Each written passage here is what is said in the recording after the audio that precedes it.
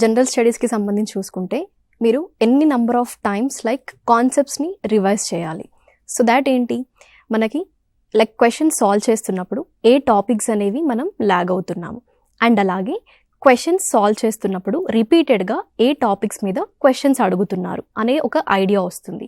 For example like ఏదైనా scheme ఏ ఇయర్లో launch చేశారు అన్నాం అంటే మీరు కాన్సెప్ట్స్ చదువుతున్నప్పుడు ఆ కాన్సెప్ట్ని మనం ఎంతవరకు గుర్తుపెట్టుకుంటే సరిపోతుంది, లైక్ అందులో ఏ పాయింట్స్ మనం కవర్ చేసుకుంటే సరిపోతుంది. ఎందుకంటే కరెంట్ అఫైర్స్ అనే పార్ట్ తీసుకుంటే మనకి చాలా స్టఫ్ ఉంటుంది, కానీ ఎగ్జామ్ ఓరియంటెడ్గా మనం కరెంట్ అఫైర్స్ని ఎలా నోట్ చేసుకోవాలి అనేది ఎప్పుడు అర్థమవుతుంది అంటే మనం ప్రీవియస్ ఇయర్ క్వశ్చన్ సాల్వ్ చేస్తున్నప్పుడు ఓకే సమ్ సిమిలర్ టాపిక్స్ నుండి ఈ ప్యాటర్న్ ఆర్ ఫార్మాట్లో క్వశ్చన్స్ అడుగుతున్నారు.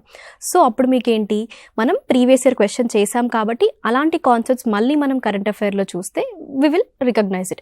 ఫర్ ఎగ్జాంపుల్ చెప్తాను, రీసెంట్గా ఇస్రో ఏదైనా particular successful like fire test అనేది కండక్ట్ చేసింది అనుకుందాము. సో దాంట్లో అంటే ఈ టాపిక్ నుండి మీరు ఎస్ఎస్సి జీడీకి ఏ లెవెల్లో ప్రిపేర్ అవ్వాలి అంటే ఆ టాపిక్లో ఏవి ఫోకస్ చేయాలి అంటే ఇండియన్ స్పేస్ రీసెర్చ్ ఆర్గనైజేషన్ అనేది ఏ ఇయర్లో ఎస్టాబ్లిష్ చేశారు, దాని హెడ్ క్వార్టర్స్ ఎక్కడ, ఇంతవరకు. ఎందుకంటే 10th స్టాండర్డ్ ఎగ్జామినేషన్ కాబట్టి మనం ఇన్డెప్త్గా వెళ్ళాల్సిన పని లేదు.